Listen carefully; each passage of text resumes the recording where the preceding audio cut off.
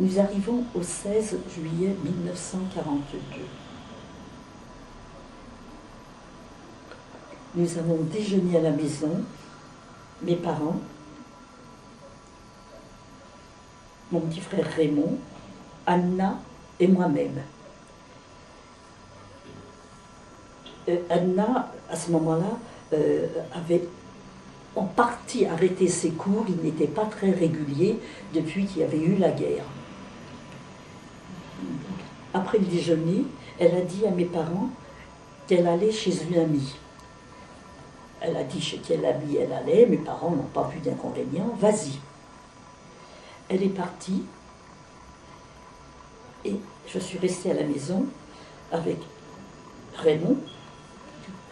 Et puis Raymond, après, est sorti s'amuser avec un petit copain qui habitait juste à côté. Ils étaient très copains, ils étaient du même âge et tout. Il est sorti s'amuser avec. Et puis, au bout d'un moment, il est rentré à la maison. Et alors qu'il y a peut-être 5 minutes qu'il est à la maison, on tape à la porte. Mon père va ouvrir. Il se trouve face à 2 policiers. Mon père a eu un sursaut, puis nous aussi. Et les policiers lui disent: vous préparez quelques affaires, un peu de ravitaillement, et vous nous suivez. Le père les regarde. Qu'est-ce que je dois faire? Vous préparez quelques affaires, un peu de ravitaillement, et vous venez avec nous. Et personne ne bouge dans la maison. Et mon père redemande au policier: je dois préparer quelques affaires, un peu de ravitaillement. Alors il y en a un qui s'énerve et qui crie: est-ce que vous comprenez le français, oui ou non? Oui, je vous ai dit, vous préparez quelques affaires et un peu de ravitaillement. Alors mon père lui dit: oui, mais pour moi tout seul, pas pour nous. Et les policiers disent: oui, pour vous 4. Maman était sidérée, elle n'a pas pu, elle a éclaté en sanglots, elle ne pouvait pas bouger, elle ne pouvait rien faire. C'est mon père et moi qui avons préparé quelques vêtements, un petit peu d'affaires, et le peu de ravitaillement que nous avions, parce que tout à l'époque était avec ticket de rationnement, et il n'y avait pas de grosse quantité de ravitaillement à peu près chez les gens. Quand nous avons pris, enfin, ce que nous pensions que ça irait, un policier est parti, il a été chez des voisins, et l'autre est resté avec nous, et il nous a dit: venez. Mon père a donné la main à Raymond, et moi j'ai pris maman par le bras. Elle était incapable de bouger dans l'état où elle était. C'était une réaction terrible. Et alors que nous sortons, tout d'un coup nous entendons un hurlement. C'était le petit copain de Raymond, il s'appelait Guy. Guy, voyant que nous sortions et qu'il y avait la police avec nous, a commencé à hurler, à hurler. Sa mère est arrivée en courant. Qu'est-ce qu'il y a? Qu'est-ce qui se passe? Et le gamin a saisi Raymond d'une main et sa mère de l'autre, et il hurlait: maman, maman, laisse pas partir Raymond, maman, laisse pas partir Raymond, prends Raymond avec nous, ne laisse pas partir.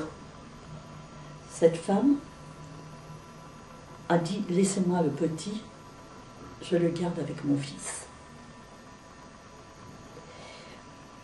Le mari de cette dame était un grand blessé de la guerre 14-18. Elle dit: nous nous occuperons du petit. Et le policier lui répond: non, il va suivre ses parents. Et nous sommes partis ainsi tous les 4, escortés par de la police. Dans la rue, nous avons rencontré des gens Nous avons croisé des gens plutôt. Nous avons croisé des gens. Les gens regardaient comment la police emmenait des adultes et des enfants. Personne n'a dit un mot. Personne n'a demandé aux policiers « Mais pourquoi vous emmenez cette femme avec ses enfants? Pourquoi ?» Personne, cela ne les concernait pas, cela ne les touchait pas. Et nous sommes arrivés ainsi jusqu'au commissariat du 18e, parce qu'à l'époque déjà, j'habitais le 18e. Nous sommes arrivés donc au commissariat. Et quand nous sommes rentrés dans le commissariat, il y avait des rangées et des rangées de tables avec dessus des dossiers tant et plus.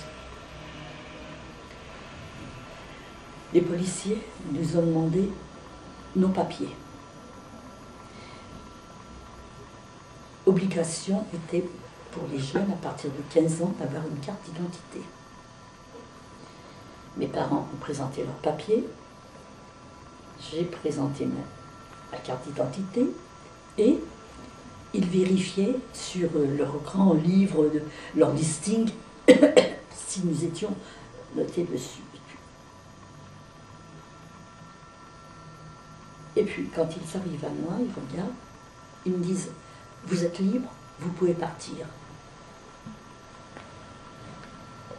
Stupéfaite, je les regarde. Je regarde mes parents. Mon père me fait signe. « Fille, fille, fille. » Il dit « Vous pouvez partir. » Que le policier répète. J'ai demandé à prendre mon petit frère avec moi. Les policiers m'ont répondu « Vous êtes trop jeune pour vous en occuper. » J'avais 16 ans. « Vous êtes trop jeune pour vous en occuper. » Mon père m'a mis un doigt dans la bouche et il m'a fait signe. « Tais-toi, tais-toi, pars, pars !» Au moins qu'il y en ait une de sauvée. Donc j'ai quitté le commissariat sans me douter une seconde que c'était la dernière fois que je voyais mes parents. Je suis rentrée à la maison.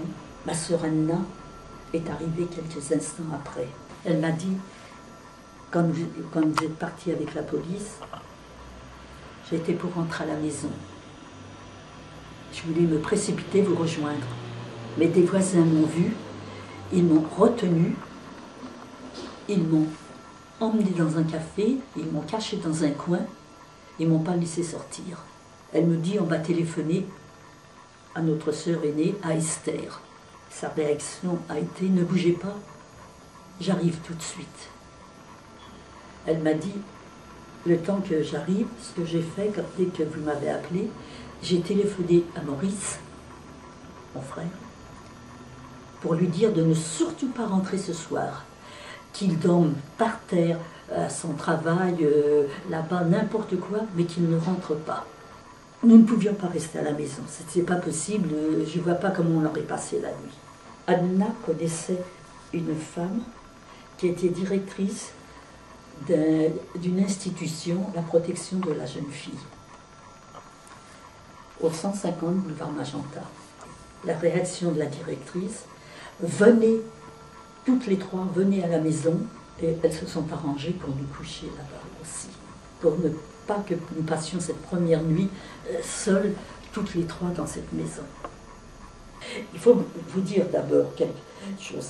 Obligation a été faite à tous les juifs de porter l'étoile jaune sur laquelle il était bien noté juif, en gros. Parce que je vous parle depuis un petit moment, mais je n'ai pas dit. J'ai très vite compris que j'avais été arrêtée en tant qu'enfant juive.